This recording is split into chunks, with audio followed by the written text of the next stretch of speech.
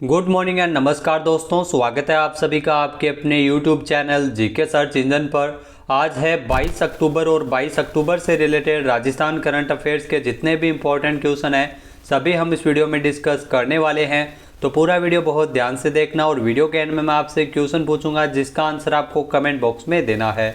कल के वीडियो में मैंने आपसे क्वेश्चन पूछा था जो था हाल ही में मुख्यमंत्री अशोक गहलोत ने किस जिला मुख्यालय पर मिनी सचिवालय भवन के निर्माण के लिए 50 करोड़ रुपए के वित्तीय प्रावधान को मंजूरी प्रदान की है। तो सिरोही में 50 करोड़ रुपए की लागत से मिनी सचिवालय भवन का निर्माण किया जा रहा है, यानी कि बी ऑप्शन इसका बिल्कुल सही था। जिन दोस्तों ने बी ऑप्शन कमेंट बॉक्स में सही जवाब दिया था उनको हार्दिक शुभकामनाएं। राजस्थान के मुख्यमंत्री अशोक गहलोत ने सिरोही जिला मुख्यालय पर मिनी सचिवालय भवन के निर्माण के लिए 50 करोड़ रुपए के वित्तीय प्रावधान को स्वीकृति प्रदान की है। इस भवन के निर्माण से जो विभिन्न सरकारी विभागों के कार्यालय एक ही छत के नीचे संचालित होंगे, जिसके माध्यम से आम जन को राहत मिल सकेगी। तो चलिए स्टार्ट करते हैं आज के करंट अफेयर्स। पहला क्वेश्चन है, हाल ही में राजस्थान पुलिस विभाग के सुदृढ़ीकरण और आधुनिकीकरण की दिशा में 108 एम्बुलेंस की तर्ज पर जो कितनी नवीन मोबाइल यूनिट्स का गठन किया जाएगा। तो राजस्थान में 500 नवीन मोबाइल यूनिट्स का गठन किया जाएगा, यानी कि बी ऑप्शन इसका बिल्कुल सही है। आइए जानते हैं इंपॉर्टेंट फैक्ट्स।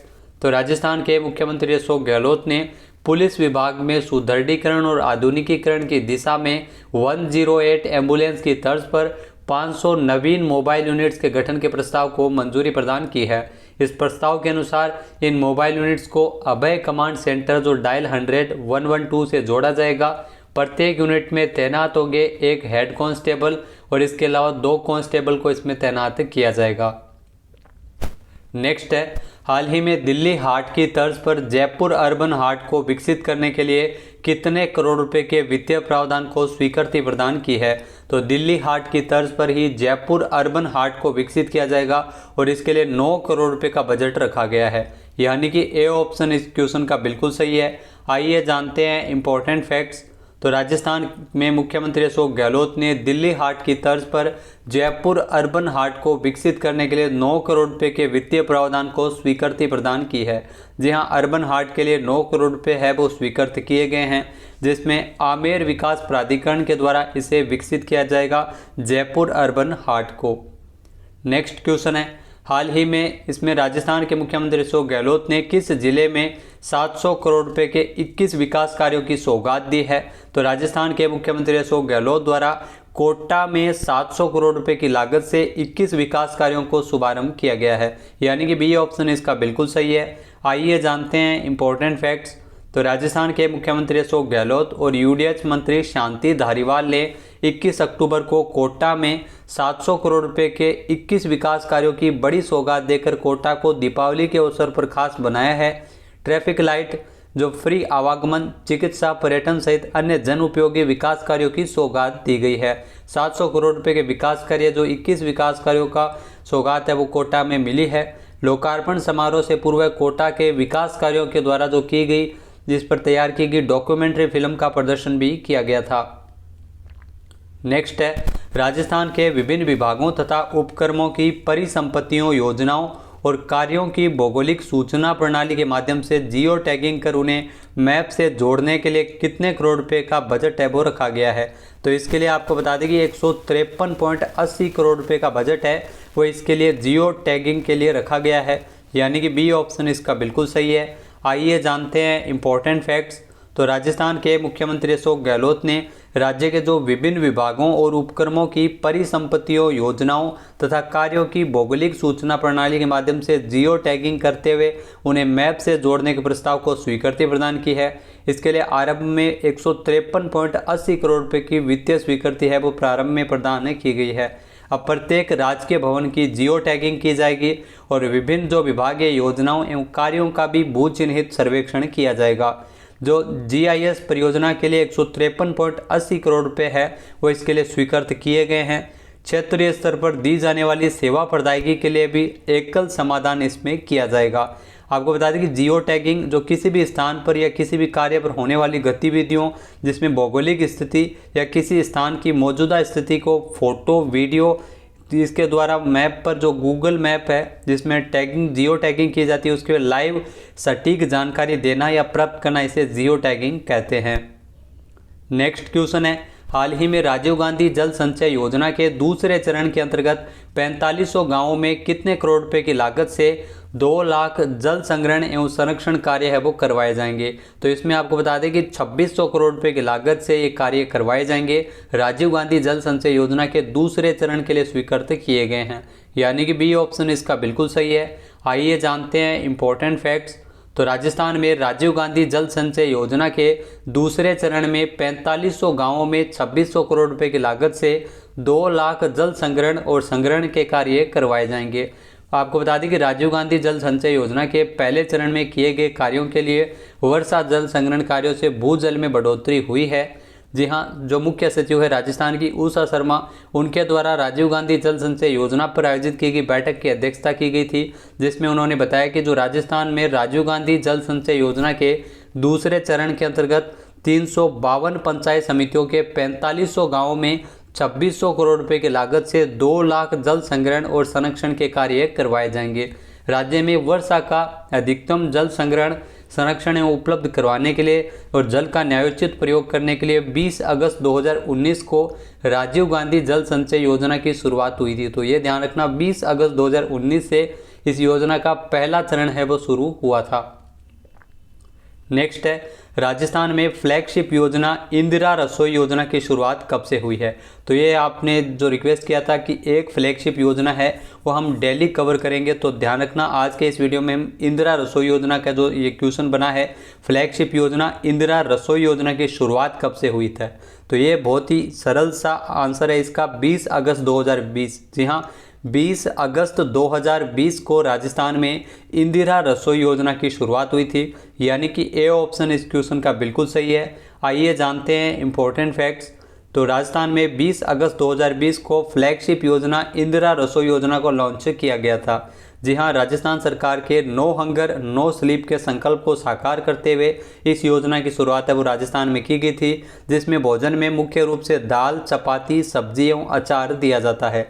जी हाँ, 8 रुपये में जो भोजन है वो ज़रूरतमंदों को उपलब्ध करवाया जाता है। एक प्लेट की कीमत इसमें 20 रुपये रखी गई है, जिसमें राज्य सरकार जो 12 रुपये अनुदान इसमें देती है, जिस अनुदान को बढ़ाकर अभी 17 रुपये किया गया है। इंदिरा रसोई योजना के तहत शहरों में ज़रूरतमंदों और गरीबों को 8 रुपये प्रति प्लेट के हिसाब से स्वस्थ एवं पौष्टिक भोजन है वो बिठाकर उपलब्ध करवाया जाता है। इस योजना पर प्रति वर्ष 100 करोड़ रुपये खर्च किए जाएंगे। राजस्थान सरकार ने बजट 2022-23 में जो इंदिरा रसोई योजना की संख्या को बढ़ाया था। शुरुआत में 358 इंदिरा रसोइयाँ थी, जिसे बढ़ाकर 1000 तक किया गया है। इसी की अनुरूप सीएम अशोक गहलोत ने 18 सितंबर को जो जोधपुर से 512 नए इंदिरा रसोइयों को शुभारंभ है वो वर्चुअल रूप से किया था। यानी कुल मिलाकर वर्तमान में राजस्थान में इंदिरा रसोइयों की संख्या बढ़कर 870 हो गई है। जी हाँ, राज्य के सभी 213 शहरी स्थानीय निकाय में ये योजना चलाई जा रही है। इस योजना के तहत प्रतिदिन 1.34 लाख और प्रतिवर्ष 4 करोड़ 87 लाख लोगों को भोजन दिए जाने का लक्ष्य है। तो बजट में इस बार बजट के लिए 250 करोड़ रुपये घोषित हुए हैं। नेक्स्ट क्वेश्चन है, हाल ही में डिजिटल पर्यटन में राजस्थान देश में कौन से स्थान पर है। तो यह ध्यान रखना, डिजिटल पर्यटन के अंतर्गत राजस्थान वो देश में पहले स्थान पर है, यानी कि बी ऑप्शन इस क्वेश्चन का बिल्कुल सही है। आइए जानते हैं इंपॉर्टेंट फैक्ट्स। तो डिजिटल पर्यटन में राजस्थान को देश में प्रथम स्थान मिला है।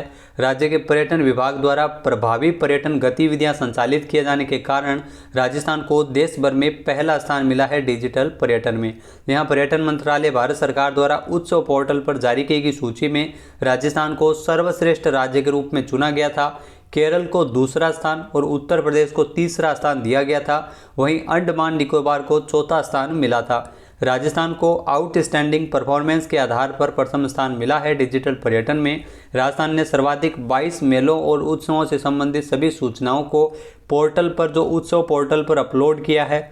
इसके अलावा उत्सव पोर्टल जो वेबसाइट डिजिटल पहल है, जिसे पर्यटन मंत्रालय केंद्र सरकार द्वारा कोरोना महामारी के समय साल 2021 में शुरू किया गया था।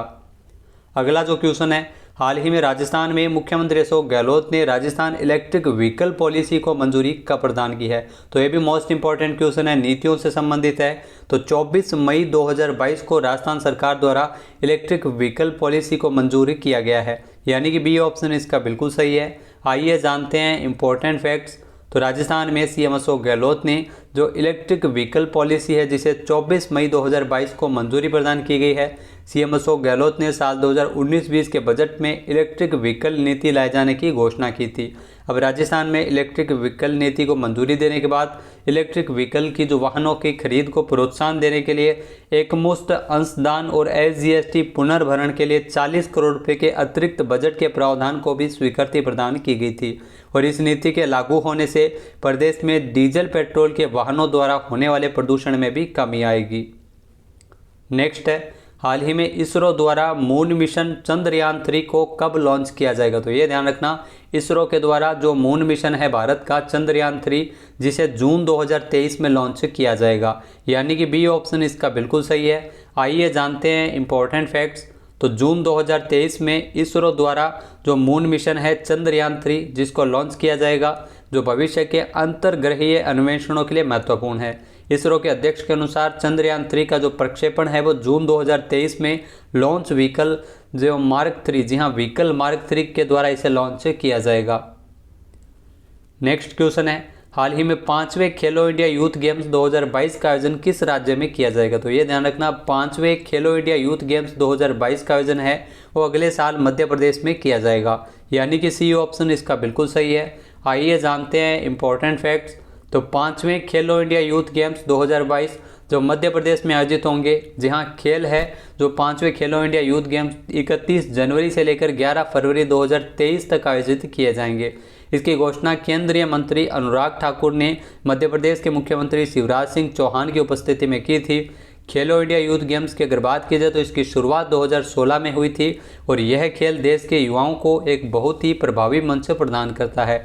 तो 2023 में 5वें खेलो इंडिया यूथ गेम्स 2022 का आयोजन है वो किया जाएगा अगले साल। वर्ष 2003 में जो खेल बजट था खेलो इंडिया यूथ गेम्स के लिए 5 करोड़ रुपए था, जिसे अब बढ़ाकर 350 करोड़ रुपए किया गया है। बात कर लेते हैं आज के हमारे क्विज की। तो आज का हमारा क्विज है, हाल ही में जोधपुर में संपन्न हुई 16वीं सीनियर स्टेट वुशु चैंपियनशिप किसने जीती है। एक बार फिर से सुनिएगा, जोधपुर में हाल ही में संपन्न हुई 16वीं सीनियर स्टेट वुशु चैंपियनशिप को किसने जीता है। इसका सही आंसर आपको कमेंट बॉक्स में देना है। और अगर ये वीडियो आपको पसंद आए तो इसे लाइक और शेयर करना बिल्कुल न भूलिएगा। चैनल पे नए हैं, सब्सक्राइब नहीं किया है तो अभी सब्सक्राइब बटन पर क्लिक करें। इस वीडियो की जो PDF फाइल है वो आप वीडियो के डिस्क्रिप्शन बॉक्स से डाउनलोड कर सकते हैं और इस क्वेश्चन का आंसर आप वोट करके भी कर सकते हैं। वीडियो देखने के लिए धन्यवाद। जय हिंद, जय भारत, जय राजस्थान।